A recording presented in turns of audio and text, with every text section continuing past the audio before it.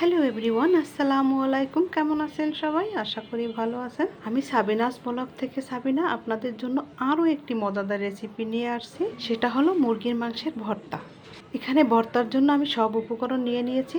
এখানে নিয়েছি ছোট্ট 4 টুকরা মাংস, শুকনো মরিচ, কাঁচামরিচ, 1 টুকরো আদা, 2টা রসুন, 3টা পেঁয়াজ। এখন সবগুলো উপকরণ আমি রেডি করে নিয়েছি। এই যে দেখেন, মাংসটা কিমা করে নিয়েছি, রসুনটা ছিলে নিয়েছি, পেঁয়াজটা কুচি করে নিয়েছি, আদাটা কুচি করে নিয়েছি। চলেন এখন মূল রান্নায় ফিরে যাই। আমি প্রথমে এখানে একটি কড়াইয়ের ভিতরে নিয়ে নিয়েছি মুরগির মাংসের কিমা। তারপর নিয়ে নিয়েছি 4টা শুকনো মরিচ। এখন নিয়ে নেব একটু আদা কুচি, একটু রসুন কুচি, একটু পেঁয়াজ কুচি, আর নেব 4-5টা কাঁচামরিচ। একটু হলুদের গুঁড়া দিয়ে দেব, আর একটু দেব সামান্য সরিষার তেল, আর দিয়ে দিচ্ছি পরিমাণ মতো লবণ। সব উপকরণ আমার দেয়া শেষ। এখন আমি এটাকে চুলায় বসিয়ে দিচ্ছি। প্রথমে আমি একটু হাই হিটে জাল দিব 5 থেকে 10 মিনিট। আমি 10 মিনিট অপেক্ষা করছি। এই যে দেখেন, আমার মাংসটা প্রায় ভাজা হয়ে গেছে, আরও একটু ভাজতে হবে।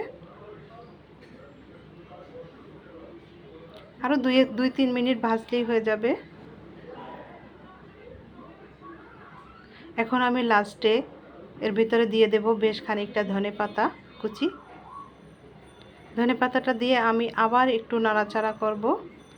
2-3 মিনিটের মতো নাড়াচাড়া করলেই হয়ে যাবে। এই যে দেখেন, এখন হয়ে গেছে। এখন আমি এটা উঠিয়ে নেব। এই যে দেখেন, এখন আমি এটাকে উঠিয়ে নিয়েছি। কত সুন্দর একটা কালার এসেছে। এখন আমি এটা শিলপাটায় বেটে নেব। আপনারা এটা ব্লেন্ডার করেও নিতে পারেন, যে যেভাবে খুশি সেভাবে করতে পারেন, কোনো সমস্যা নেই। আমি এক হাত দিয়ে ভিডিও করছি আর এক হাত দিয়ে বাটতে হচ্ছে, সেজন্য আমি সম্পূর্ণটা দেখাতে পারছি না, সেজন্য দুঃখিত। আমি অফ ক্যামেরায় বেটে আবার ফিরে আসছি। আপনাদের কাছে আজকের এই মাংসের রেসিপিটা কেমন লাগছে কমেন্টস করে জানাবেন, আর পারলে একটু শেয়ার করে দিবেন। আর যদি ভিডিওর কোনো অংশ যদি একটু বেশি ভালো লেগে থাকে, প্লিজ আমার চ্যানেলটা একটু সাবস্ক্রাইব করে আমার পাশে থাকবেন। এই যে দেখেন, আমার মাংস বাটা শেষ। এখন আমি একটু সরিষার তেল দিয়ে দিয়েছি। এখন আমি ভালোভাবে মেখে এই যে বলের আকারে তৈরি করে নিচ্ছি। এই যে দেখেন, কত সুন্দর হয়েছে দেখতে। খেতেও কিন্তু ভীষণ মজা হয়েছিল। আজকে এই ভর্তার রেসিপিটা আপনাদের কাছে যদি ভালো লেগে থাকে, একবার হলেও বাসায় বানিয়ে খেয়ে দেখবেন। আশা করি ভালো লাগবে।